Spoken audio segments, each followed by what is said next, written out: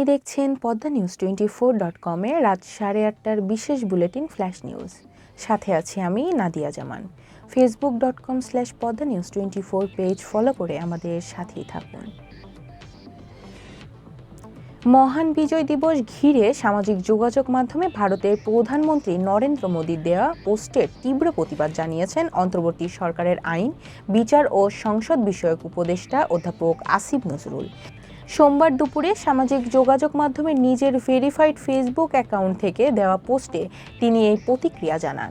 লিখেন, 16 ডিসেম্বর 1971 ছিল বাংলাদেশের বিজয়ের দিন।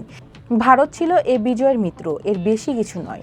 এর আগে 1971 সালে 16 ডিসেম্বর মহান বিজয় দিবসে পাকিস্তানের বিরুদ্ধে ঐতিহাসিক জয় পেয়েছিল ভারত, এমনটা উল্লেখ করে সামাজিক যোগাযোগ মাধ্যমে এক্সে একটি পোস্ট করেন ভারতের প্রধানমন্ত্রী নরেন্দ্র মোদী। বিজয় দিবস উপলক্ষে ঢাকাতে বিজয় শোভাযাত্রা করেছে বৈষম্য বিরোধী ছাত্র আন্দোলন। সেখানে 1947 সালে দেশভাগ, 1971 সালের মুক্তিযুদ্ধের সঙ্গে স্মরণ করা হয়েছে 2024 সালের গণ অভ্যুত্থানের স্মৃতি। সোমবার দুপুরে কেন্দ্রীয় শহীদ মিনার থেকে শোভাযাত্রা শুরু হয়। ঢাকা বিশ্ববিদ্যালয় এলাকা প্রদক্ষিণ করে পুনরায় শহীদ মিনারে মিলিত হন আন্দোলনের কর্মীরা। শোভাযাত্রার ব্যানারে লেখা ছিল আজাদি 47, মুক্তিযুদ্ধ 71, স্বাধীনতা 24। সামনের সারিতে ছিলেন জুলাই অভ্যুত্থানের আহতরা। দ্বিতীয় সারিতে থাকা আন্দোলনের নারী কর্মীরা বহন করেছিলেন হোসেন শহীদ সোহরাওয়ার্দী, আবুল কাশেম ফজলুল হক, মাওলানা আব্দুল হামিদ খান ভাসানী সহ দেশভাগের সময়কার নেতাদের ছবি। বিজয় দিবসের প্রথম প্রহরে নির্বাচন নিয়ে প্রধান উপদেষ্টার বক্তব্য স্বৈরাচার পতন উত্তর অন্তর্বর্তী সরকারের গণতন্ত্রের পথে অগ্রযাত্রার মাইল ফলক বলে মন্তব্য করেছেন ন্যাশনাল ডেমোক্রেটিক পার্টির নেতারা। সোমবার মহান বিজয় দিবস উপলক্ষে জাতির উদ্দেশ্যে দেওয়া ভাষণে আগামী জাতীয় নির্বাচনে কখন হবে তা একটা সুনির্দিষ্ট ধারণা দেওয়া প্রধান উপদেষ্টাকে ধন্যবাদ জানিয়েছেন ন্যাশনাল ডেমোক্রেটিক পার্টির সভাপতি KM আবু তাহের ও মহাসচিব আব্দুল্লাহ আল হারুন। বিবৃতিতে নেতারা বলেন, 1971 সালের 25 মার্চ পাক হানাদার বাহিনী নিরস্ত মানুষ ও পুলিশ বাহিনীর ওপর আক্রমণ করলে নেতৃত্ব শূন্য বাংলাদেশিরা কিংকর্তব্য বিমূঢ় হয়ে পড়ে।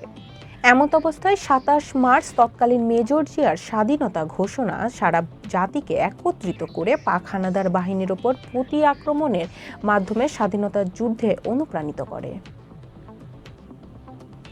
সারদায় পুলিশ একাডেমির 40তম BCS এর প্রশিক্ষণরত 25 জন ASP-কে শোকজ করা হয়েছে।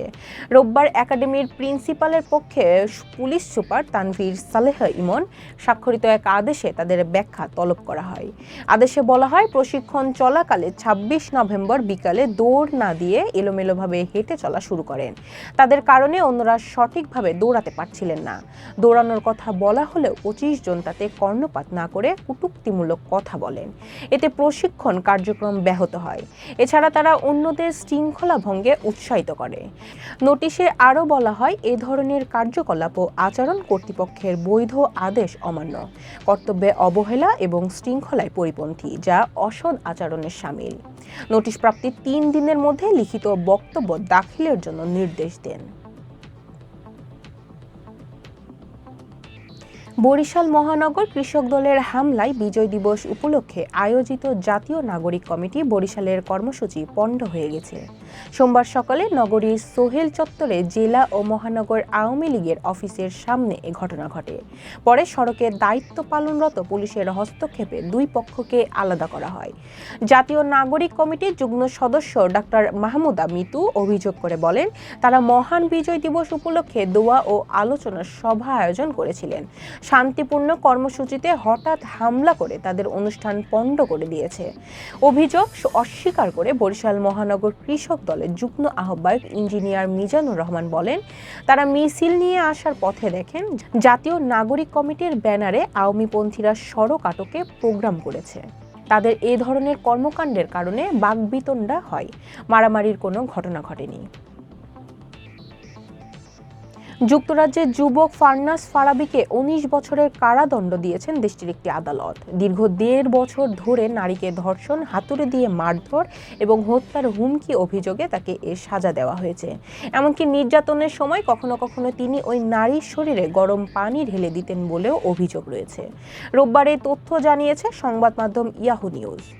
এছাড়া যুক্তরাজ্যের ওয়েস্ট মিডল্যান্ডস পুলিশের ওয়েবসাইটেও ওই যুবকের অপরাধ ও সাজার তথ্য জানানো হয়েছে।